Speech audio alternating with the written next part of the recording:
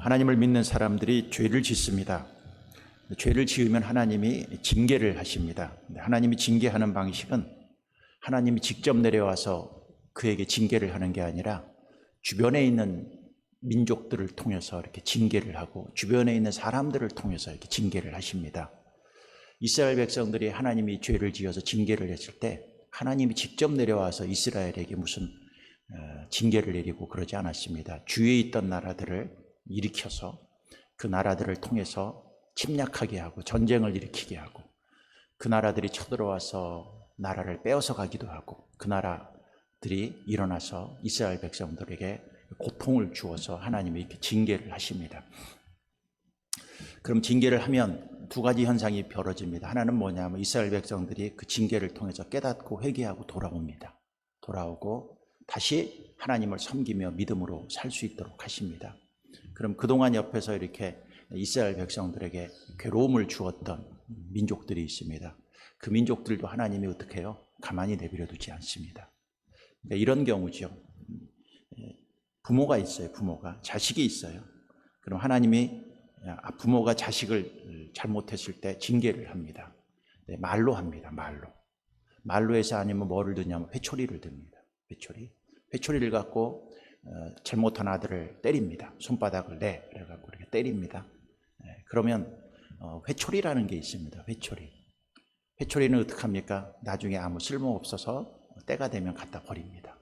회초리로 사용되는 게 누구였느냐면 이스라엘 백성들을 주위에서 괴롭혔던 나라들이죠.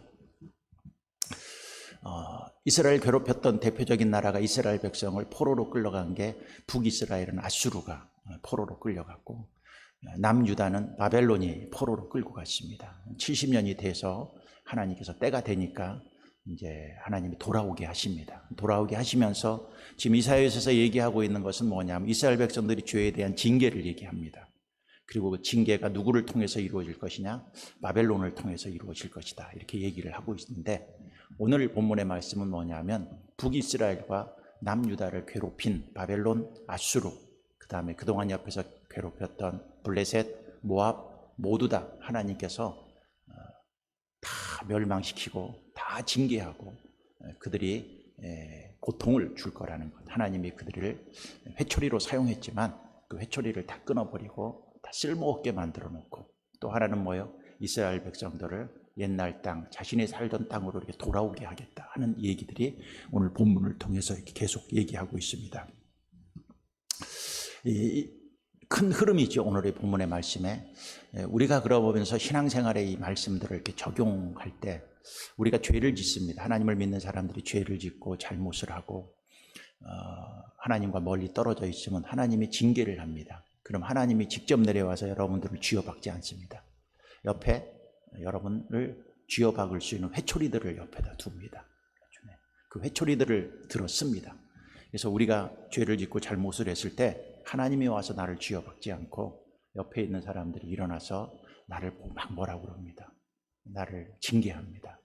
나에게 고통을 주고 나를 정죄하고 나를 비난하고 나를 힘들게 하고 이렇게 하는 사람들이 주위에 있습니다. 그래서 여러분이 신앙생활을 하다 보면 주위에 여러분 옆에 여러분들을 괴롭게 하는 회초리들을 이렇게 놓습니다. 그게 한 사람일 수도 있고 여러 명일 수도 있습니다. 회초리. 그럼 그 회초리들이 우리를 때립니다. 말로 행동으로 했었을 때 제가 항상 하는 얘기가 있습니다.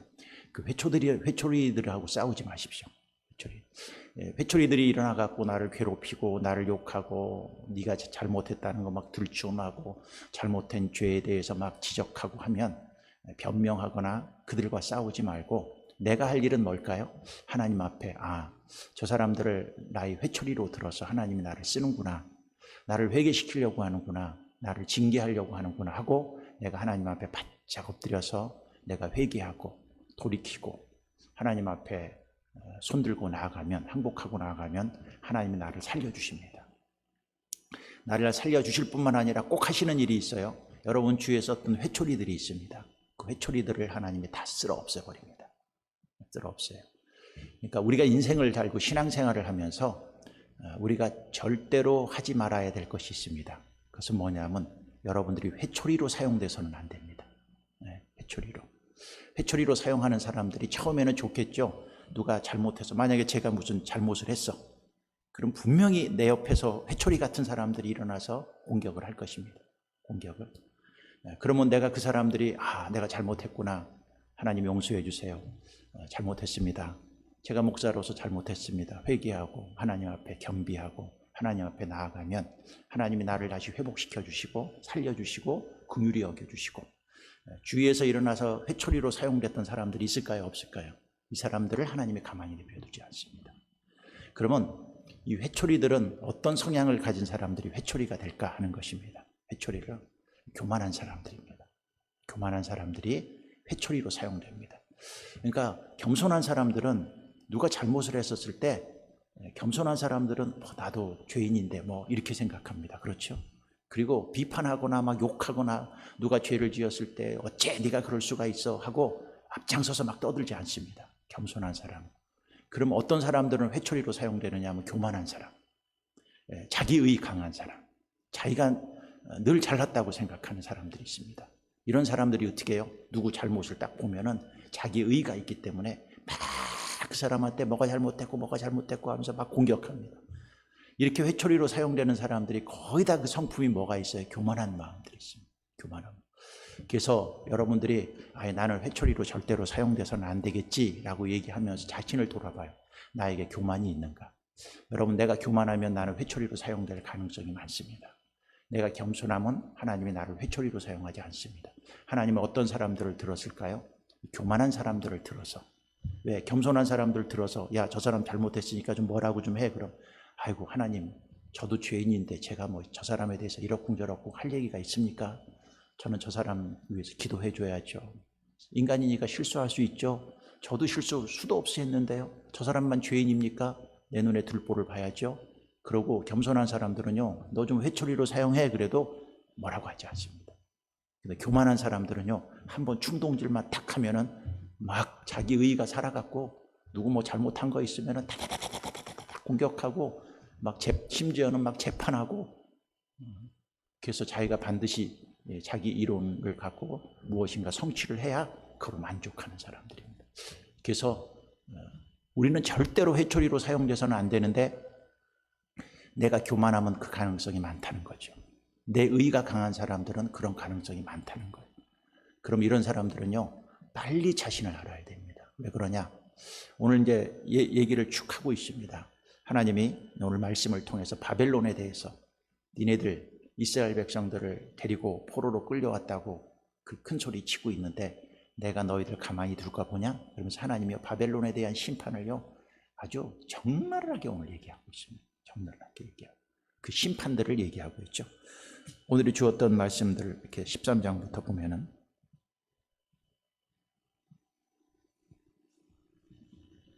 6절에 보면 이런 말을 하죠. 13장 6절. 오늘 바벨론에 대해서 계속 얘기하는 것입니다. 너희는 애곡할지어다. 여호와의 날이 가까웠으니 전능자에게서 멸망이 임할 것이미로다. 그러므로 모든 손의 힘이 풀리고 각 사람의 마음이 녹을 것이라. 그들이 놀라며 괴로움과 슬픔에 사로잡혀 해산이 임박한 여자같이 고통하며 서로 보고 놀라며 얼굴이 붉고 같으리로다. 보라, 여호와의 날 곧 잔혹히 분냄과 맹렬히 노하는 날이 이르러 땅을 황폐하게 하며 그 중에서 죄인들을 멸하리라. 계속 하나님이 바벨론에 대한 심판을 쭉 얘기를 하고 있습니다. 누구에 의해서 망합니까? 18절에 예언이 하고 있죠. 메대 사람이 활로 청년을 쏘아 죽이며 태희 열매를 긍휼히 여기지 아니하며 아이를 애석하게 보지 아니하리라. 그러니까 임신한 사람의 뱃속에 있는 아이까지도 하나님이 긍휼히 여기지 않고 다 애석하게 그들을 다 심판할 것인데, 누가 와서? 메대 사람이 와서. 이 말대로 이루어졌을까요? 안 이루어졌을까요? 이루어졌습니다.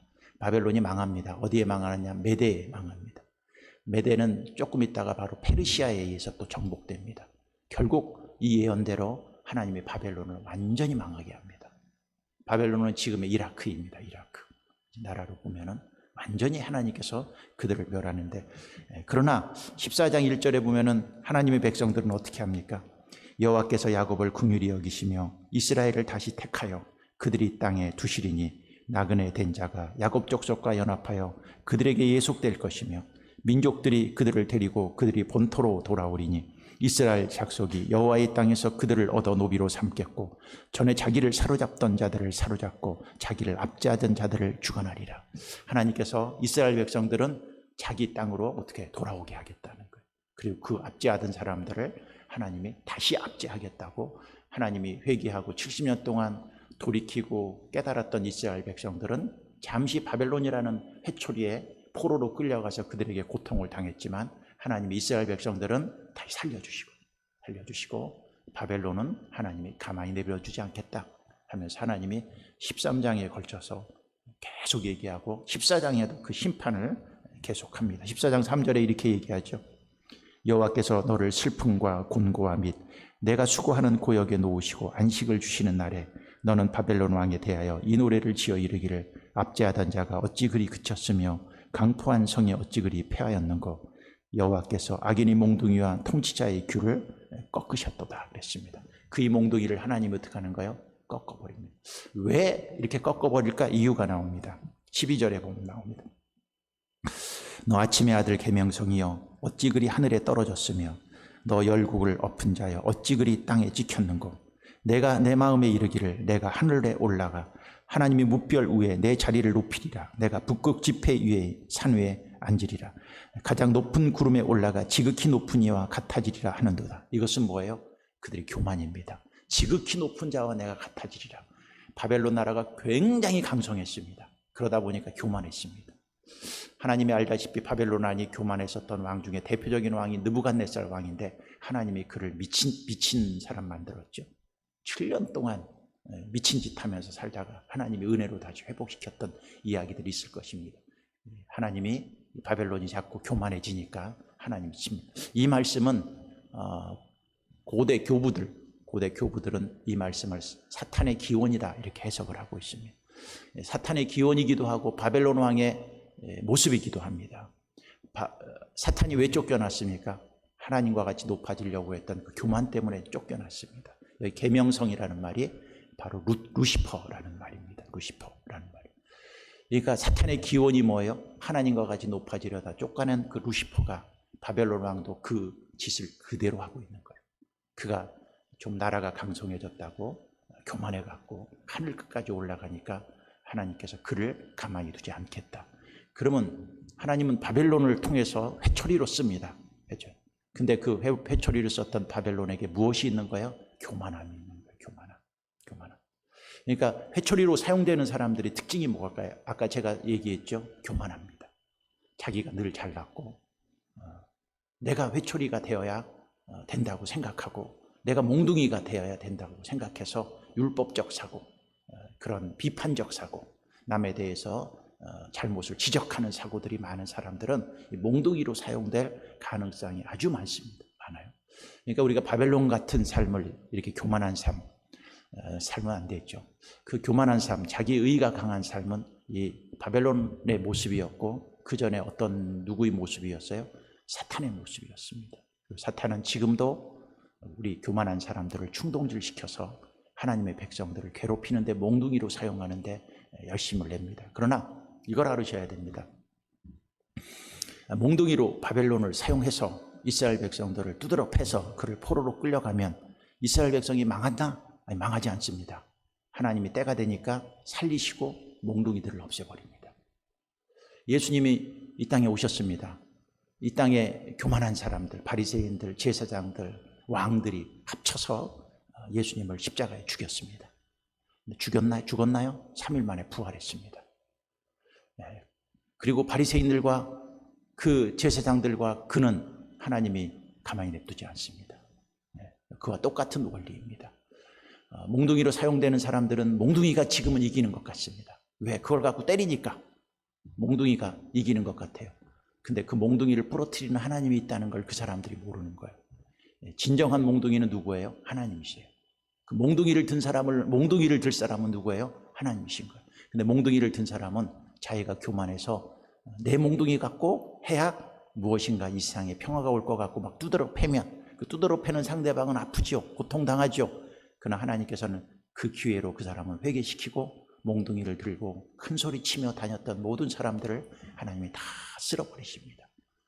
오늘 바벨론만 쓸어버릴까요? 여기 보면은 14장 24절에 보면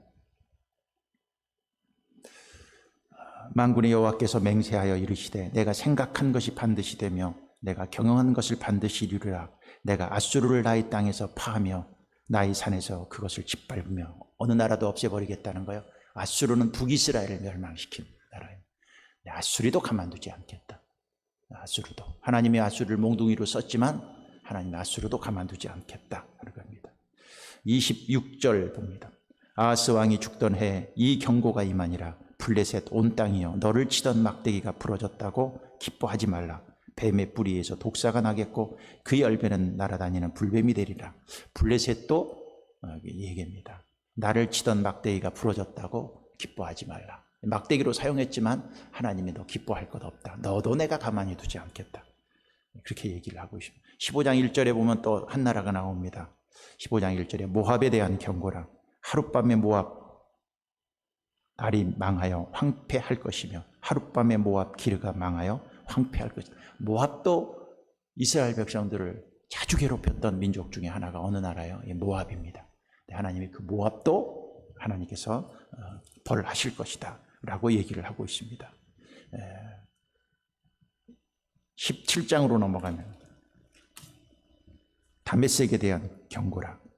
보라 다메섹이 장차 성읍을 이루지 못하고 무너진 무더기가 될 것이로다 그랬습니다. 내일 본문에도 계속 얘기합니다. 구스도 그렇고 이집트도 내가 가만두지 않을 것이고 하면서 하나님께서 이 몽둥이로 썼던 주의 나라들을 하나님이 다 쓸어버리고 없애버릴 것에 대한 얘기를 이렇게 하고 있습니다. 오늘의 말씀을 통해서 우리가 신앙생활하면서 하나님은요, 제가 항상 얘기하는 게 있습니다. 하나님이 일을 하는데 하나님이 정해진 공식이 있다는 거예요. 그렇죠? 오늘 제가 알려준 것도 하나님의 백성들을 다스리고 옆에 몽둥이로 쓰는 사람들을 하나님이 어떻게 하실 것이라는 것이 하나님이 이 세상을 다스리는 공식 중에 하나입니다. 그럼 이 공식 속에서 신앙은 제가 공식이 있다고 그랬어요. 그 공식 속에서 나를 대입해 보는 거예요. 나는 어떤 사람이 절대로 되어서는 안 될까? 몽둥이는 되지 말자. 몽둥이는 절대 되지 말라. 그리고 내가 하나님의 백성들로 신앙생활을 하다가 내가 이스라엘 백성들처럼 잘못하고 고통당하고 있을 때 하나님은 반드시 주위에 있는 몽둥이를 들어서 나를 징계할 때가 있다는 거예요. 그때 그들과 싸우지 말아라. 그 몽둥이는 나중에 누가 처리해 주셔요? 하나님이. 그 몽둥이를 들어서 쓰게 하신 분이 하나님이시니까 그 몽둥이 든 사람을 몽둥이 들어서 심판하실 분이 하나님이에요. 근데 우리는 신앙생활 하다가 항상 실수하는 게 뭐냐면 누가 몽둥이를 들어서 나를 뭐라고 그래요? 뭐라고 그러면 그들하고 싸워. 내가 그렇게 잘못할 수도 있지. 너는 잘했어? 이렇게 나오는 거야. 그리고 죄를 지으면 내가 언제 그런 죄를 졌어? 네가 나 그런 소리 하고 돌아다녀? 자꾸 몽둥이를 든 사람하고 싸우는 거야. 몽둥이 든 사람하고 싸우지 마세요. 그 몽둥이 든 사람을 세우신 분이 누구예요? 하나님이시에요. 왜 들었어요? 내가 잘못하니까. 내가 하나님 앞에 사명을 감당하지 못하고, 내가 하나님 앞에 우상 섬기고, 내가 하나님보다 다른 것을 더 사랑하고, 내가 하나님보다 하나님 앞에 해야 될 일들을 하지 못하고 살아가니까 하나님이 그걸 들어서 나를 이렇게 두드러 패는 거예요. 두드러 팰 때 나 죽으라고 두드러 패시는 분은 절대 아니십니다. 뭐예요? 나를 다시 살려서 돌아오게 해서 회복시키게 하려고 때리시는 분이 누구예요? 하나님이십니다. 그리고 제가 얘기했습니다. 하나님이 직접 때리시지 않습니다. 주의 몽둥이를 든 사람들을 통해서 합니다. 그러면서 여러분 한번 오늘 새벽 기도를 마치면서 생각해 보세요. 나는 어떤가? 나는 어떤가? 지금 내가 하나님 앞에 뭔가 징계를 받고 고통을 당하고 있을 때 내가 지금 무엇하고 지금 싸우고 있을까? 그 문제, 그 사람하고 싸울까? 아니면 내가 하나님 앞에서 회개하고 해야 될 사명이 무엇인가를 다시 깨닫고 그 길로 나아갈까? 내가 바로 서고 회개하고 내가 하나님의 사명을 다시 찾고 살아가면 그 몽둥이들을 하나님이 어떻게 하는 거예요? 알아서 없애져 버려요. 알아서. 누가 하실 일이래요? 하나님이 하실 일. 근데 우리는 기도를 해도 누가 몽둥이를 잡고 나를 때리면은 기도의 제목이 뭐냐 하면은 하나님 저 몽둥이 잡은 저 인간을 다리 몽둥이를 부러뜨려 주십시오. 하나님 저 인간 교통사고 나게 해 주십시오. 저 인간 좀 내 주위에서 없애 주십시오. 내 인생에 저 인간만 없으면 나는 진짜 행복합니다. 하나님 저 인간 좀 이런 기도만 자꾸 하는 거예요. 그렇죠?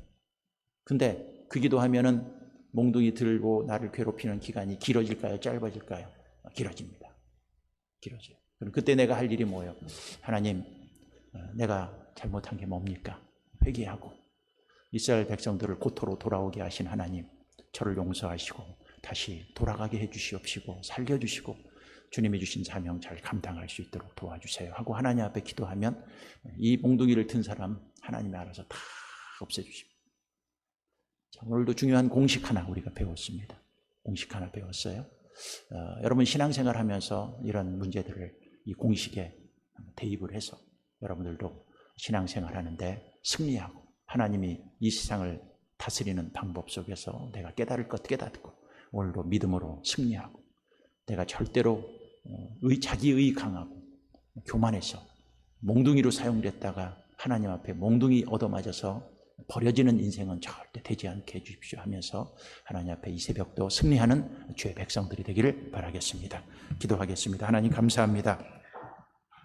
오늘도 우리가 주님 앞에 나왔습니다. 오늘 하나님이 바벨론을, 아수르를, 모압을, 다메섹을, 이스라엘 백성들을 괴롭혔던 그 민족들을 하나님이 하나하나 불러들여서 그들의 민족을 벌하실 것들을 얘기하고 있습니다.